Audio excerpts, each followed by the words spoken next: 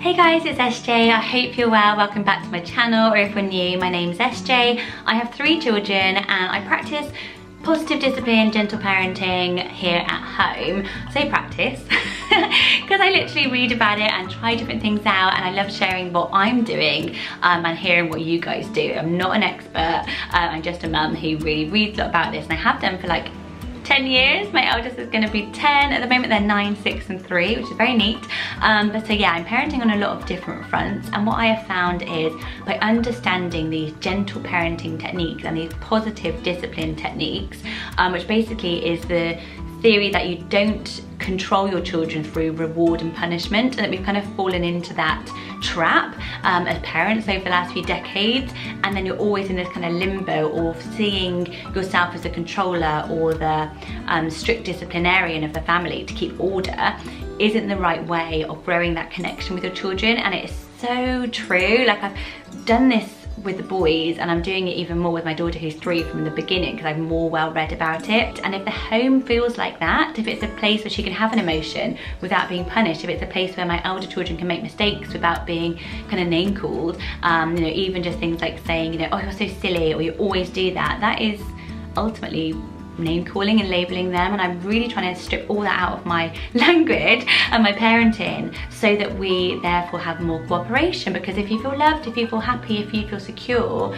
to be yourself and to make mistakes, then you're going to be more cooperative, you're going to need less discipline ultimately. And that's what I found. So I've loved exploring it. I've done tons of videos on it already, which I will link below, which are really practical ways, like gentle parenting a toddler, practical discipline techniques, like if your kid does this, how do I actually respond to that? Because it's all well and good knowing the theory and agreeing with it philosophically, but then putting it into practice is tough. So I think that sharing as much as we can between us is going to be great. So I'd love you to watch those videos. Do hit subscribe if you want more of this type of content, and let me know what videos you would like me to look into below. But today is my 3 steps to positive discipline. So these are basically like the light bulb moments, I guess, or the mind shift moments that you're like, oh, that makes sense. That's what positive discipline is all about. And they're practical tips as well, but they're 3 steps towards maybe building this into your family. Telling you, I have a 9-year-old who's going to be 10 this year, and putting in this groundwork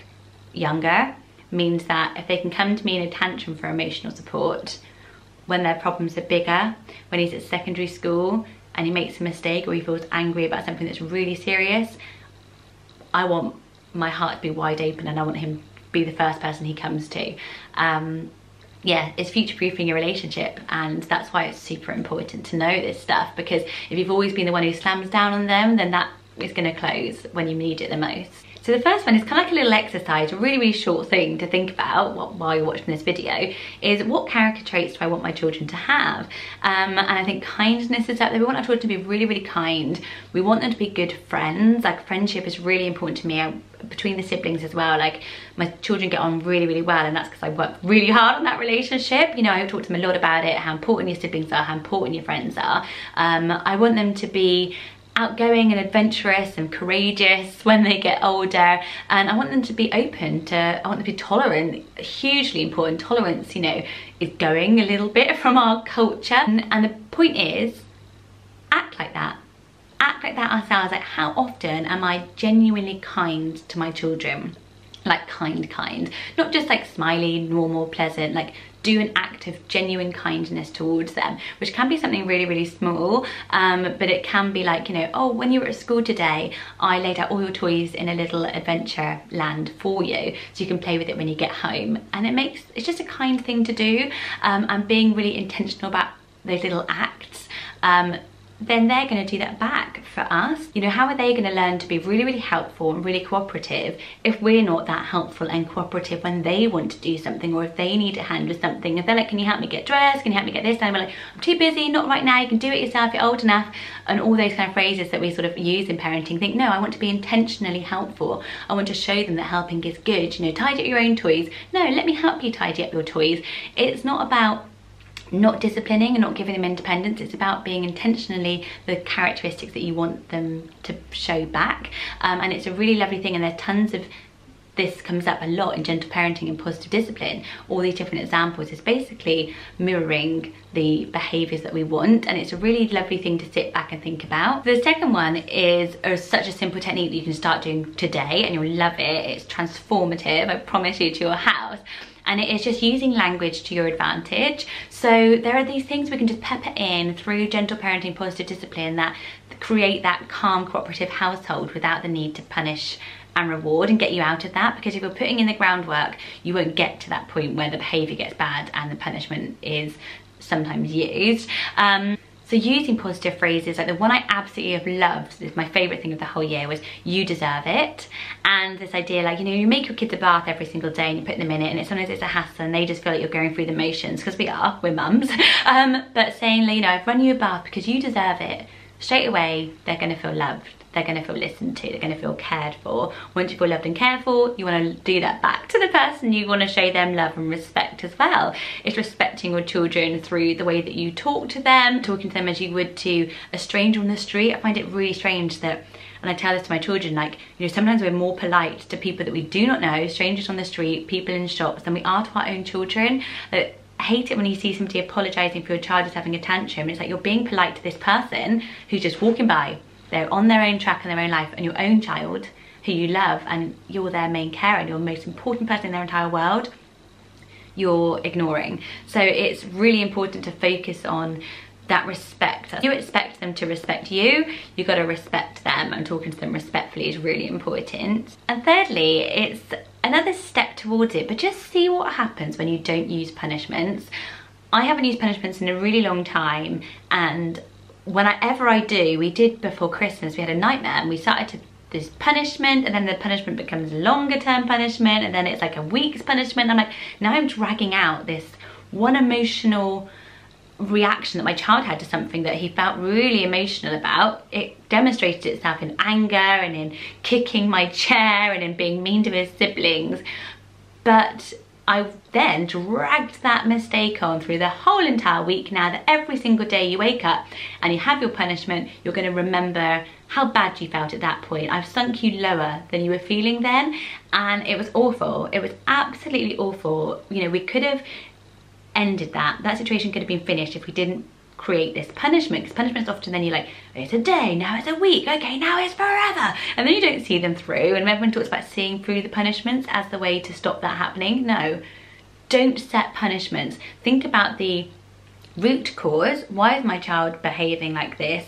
It's an emotional response. They're really angry, they're really frustrated, they feel out of control and they feel powerless. Often that's what's causing tantrums. They feel unlistened to or unloved sometimes, and naming the emotion. And then you can react in a calm way, like you're the emotional rock. You don't join them in their emotion.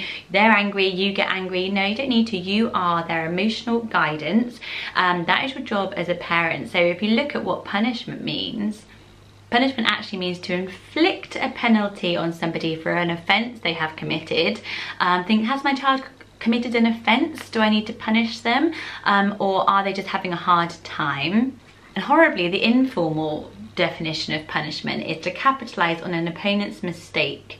And sometimes it feels a bit like that, like we take this upper hand and then we sometimes almost take pleasure in, like, well, now you've ruined it, nope, nope, no more. And it almost feels good. And you know, it does a little bit, feels powerful for us, and it puts us back in charge, puts us in control when we feel like we're out of control.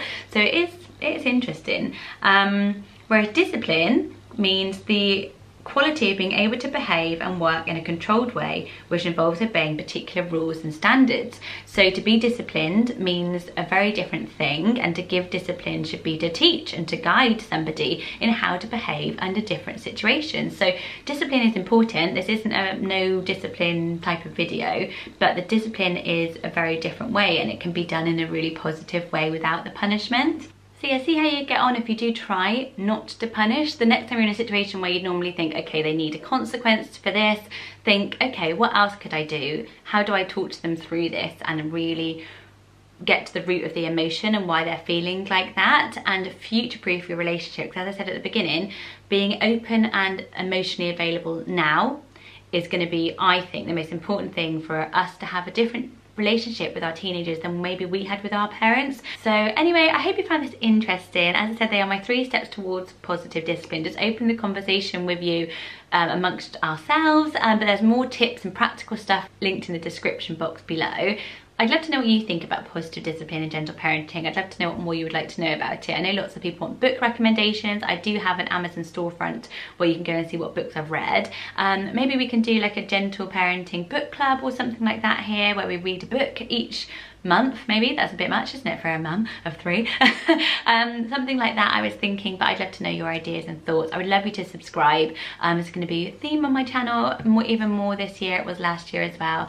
And I will speak to you very, very soon. Take care, everyone. Bye.